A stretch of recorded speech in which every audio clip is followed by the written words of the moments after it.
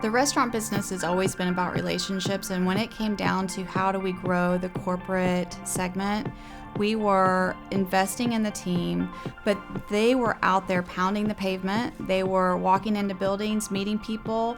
They were on the phone. They were dialing for dollars. A lot of focus was the investment into the sales process and training the team on how to do things they hadn't done before.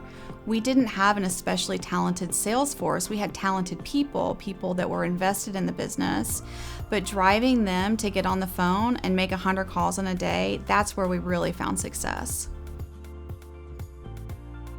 You don't have that one-to-one relationship. And so when an admin or a human resources team member needs to call somebody they can count on, they're gonna call the person that they know and that they trust. And you need to have a sales team to build that relationship.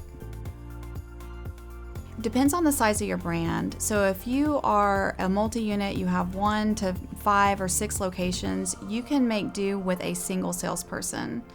If you are multi-unit, you've got dozens of locations, you have a varied skill set that you're going to need to penetrate social market, pharmaceutical, corporate. You really need varied skills the larger your business is. You need somebody who's very well-rounded the smaller your business is. We had to spend a lot of time coaching the sales team on how to figure out who that decision maker was. And at the end of the day, a lot of times it was through bribery.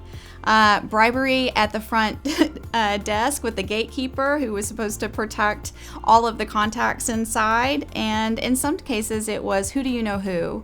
Who do you know in the business that is making these orders or placing these orders?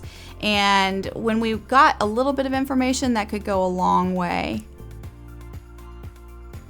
Sales teams need a lot of resources. First and foremost, you have to give them goals. So set sales targets and manage to those targets. You need a sales training program. You need stellar ops partners and execution. You need marketing collateral. And you also need a comp budget for tastings. A really common mistake in the industry is when brands and restaurants scale back on their comp budget. These dollars are needed. It's an investment into the future and has huge return. The comp budget can be used in a number of ways, but one of the biggest ways and the reasons they need it the most is to conduct tastings. So this is the sales appointment where that sales team member goes in front of the admin or the group of admins that order catering in the business, and they present the offerings and they show them what the restaurant can do. To ensure these dollars aren't wasted, you really need to make sure your sales team knows what an A lead is. Tasting shouldn't be done for anybody who just says they're willing to listen. They really need to dive in and determine how often do you order? What's the frequency of your office parties? All of those questions should be asked to qualify a lead before offering a tasting. A close ratio for a tasting should be very, very high. If you've prospected well, you've identified that there's a bona fide need in that company's business to have catering brought in, then you should be walking out of the door with an order in hand. In the case that you don't, you should be following up within a week to find out when their next order is. Thanks so much for joining us.